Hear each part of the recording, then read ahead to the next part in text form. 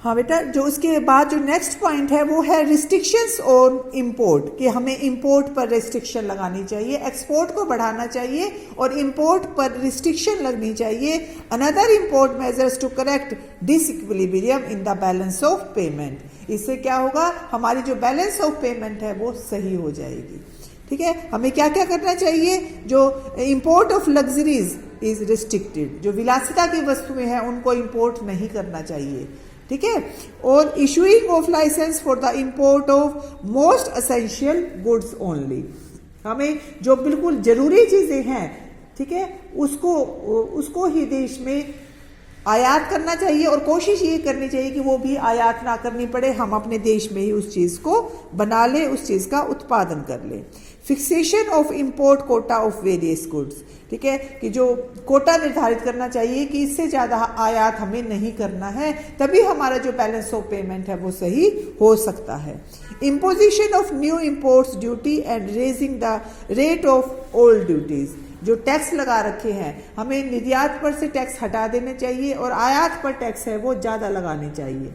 ठीक है, ताकि हमारा आयात है वो कम हो और निर्यात है वो बढ़ सके।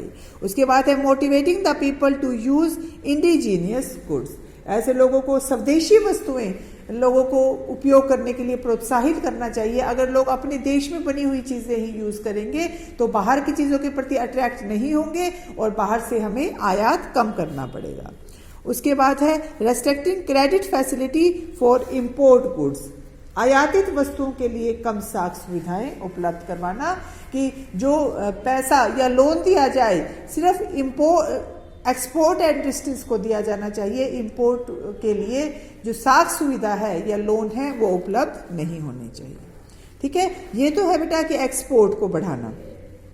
और जो सेकंड है इसमें वो है इंपोर्ट सब्स्टिट्यूशन, कि जो चीज़ इंपोर्ट सब्स्टिट्यूशन को हम हिंदी में कहते हैं आयात प्रतिस्थापन, कि जो चीज़ हम बाहर से आयात कर रहे हैं उसको अपने देश में ही बनाना, इसको हम क्या कहते हैं, इंपोर्ट सब्स्टिट्यूशन कहते हैं। इंपोर्ट सब्स्टिट्यूशन मीन्स टोटल और partial replacement of an imported product of same functional requirement mainly from indigenous material and know how.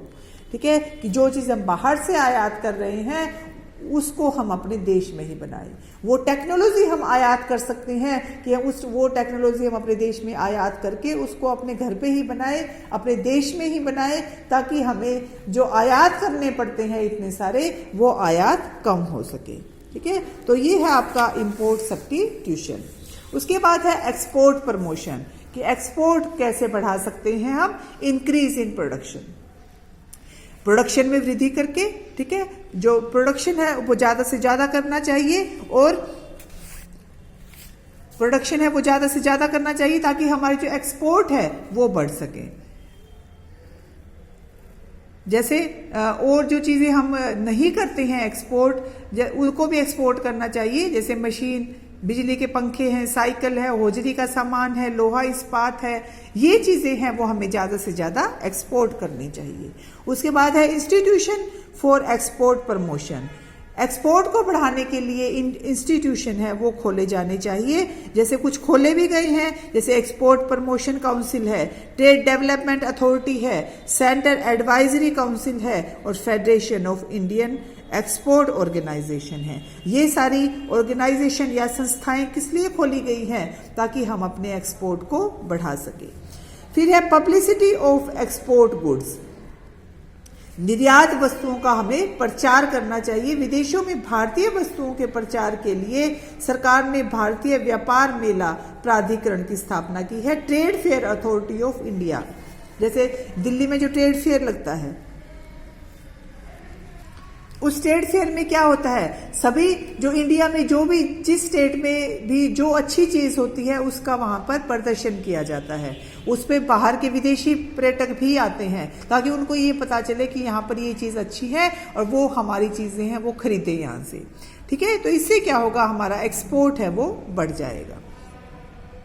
फिर है पब्लिसिटी हो गया। उसके बाद है ट्रेनिंग, इन फॉरेन ट्रेड, या विदेशी व्यापार का प्रशिक्षण दिया जाना चाहिए। विदेशी व्यापार के संबंध में शिक्षा देने के लिए Indian institute of foreign trade की स्थापना है, वो 1967 में की गई है कि हम फॉरेन ट्रेड कैसे कर सकते हैं और अपना एक्सपोर्ट को हम कैसे बढ़ा सकते हैं। फिर है ट्रेड एग्रीमेंट्स या व्यापारिक समझौते।